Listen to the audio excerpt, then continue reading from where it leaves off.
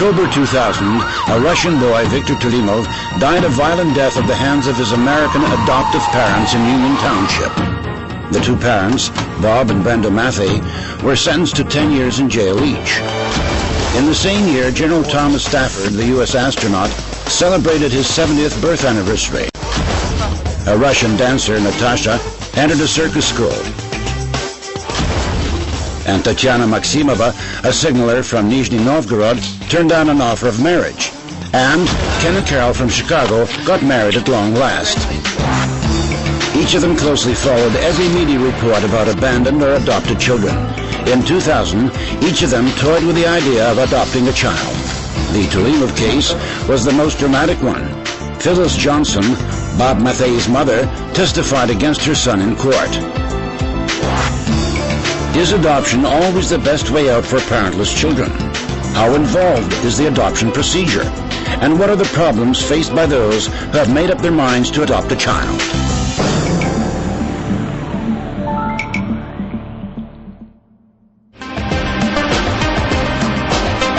Carol and Ken Kshevitsky have been married for 10 years, but they have no children, and there's no chance of having any in the future.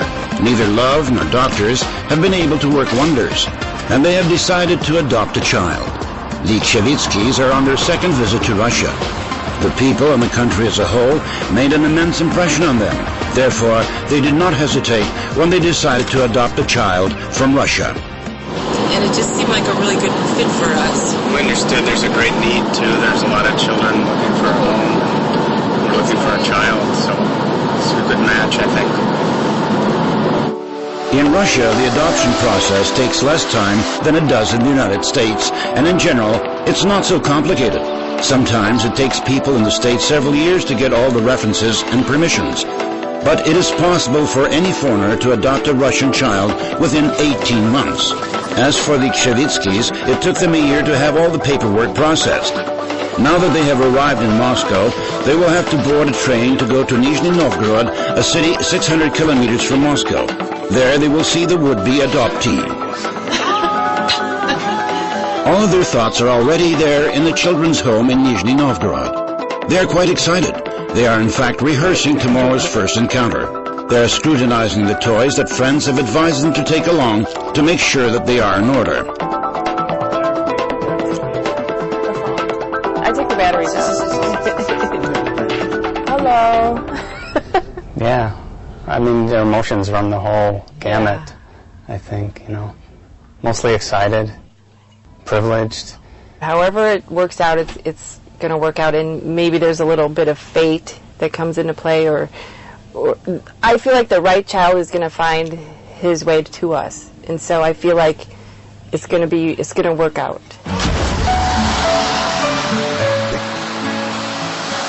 The small and cozy town of Dillsburg, situated somewhere in Pennsylvania, has a population of less than 2,000. People here do not even lock their homes when they go out. The measured and quiet life of this woman, a real estate expert, came to an abrupt halt nearly 9 years ago. Today, Phyllis is raising 2 adopted grandchildren. Nice day, guys. Okay. Yeah. See you later. Yeah. I love you. You too. There was a time when she had 3. Just over 10 years ago, Phyllis's son, Bob, and his wife, Brenda, adopted 3 brothers from Russia, 5-year-old Viktor and Yevgeny and Vladimir, 3-year-old twins. In the evening of October 29, 2000, his adoptive parents punished Viktor by locking him up in a cold basement, where he spent the whole night. As a result, he died. He had just turned 7. Nobody can now recall what caused the couple's anger, not even his brothers, who witnessed the tragedy. They felt that in some ways Viktor may have saved their lives. He took the brunt of the brutality which could have rained down on them. At the court it became clear. When the doctors arrived, Viktor's heart was already still, and his body's temperature was below 30 degrees Celsius. His adoptive parents were sentenced to 10 years imprisonment on charges of manslaughter. Good day? Okay. Phyllis picks up one of the brothers at school. James has stayed after classes for a lecture on history. The school bus has already taken the other brother home. There are pictures of her 3 adopted grandchildren in the car. The older one is Victor, and the younger ones are the twins. I just want to show this one. I never went to one. You're not even going to the high school. Phyllis has difficulty coping with the 2 restless children. They already say Mom to her, and this makes her feel good. She has opened an internet site to commemorate Victor Tulimov and is raising money for the children's home where he stayed before being taken away by Bob and Brenda. I felt that after Victor died, I made a promise to him that he would not be forgotten and have died in vain. And I made that promise to his brothers too.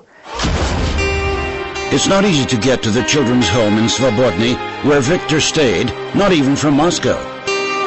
Svobodny is a small town in Amur region. Since it has no airport, people reach it by changing flights from an airliner to a small aircraft. Then, for several hours, they go by car or bus.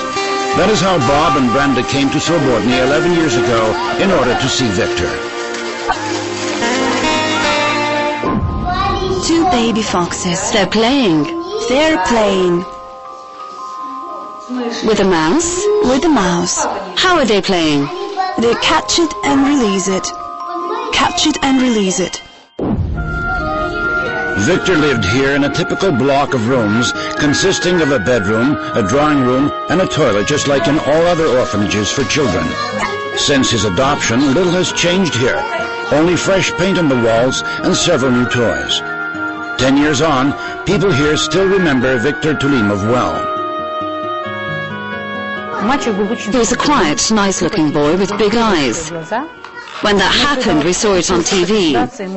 All the children who had attended this children's home together with him were here at the time. They were not small children then, 6 or 7 years of age. When they heard the news, they burst into tears, weeping quite loudly, in fact. In 2007, Phyllis and the 2 twins visited Russia. She had resolved to make a long and difficult journey so that Yevgeny and Vladimir, and also Josiah and James, could see their elder brothers and sisters who had stayed behind in Russia. On their way, they dropped in here to donate a small sum of money to the children's home and give presents to each of the children. This is Alexander.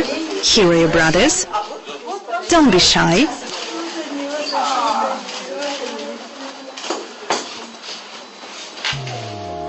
At that meeting, Phyllis resolved to help children finding themselves in a similar situation. And Josiah and James rediscovered their homeland, as it were. Again, they saw the place where their brother used to live. They knew that he would never be their elder brother. At that time, they were elsewhere, at an orphanage for children under the age of 3.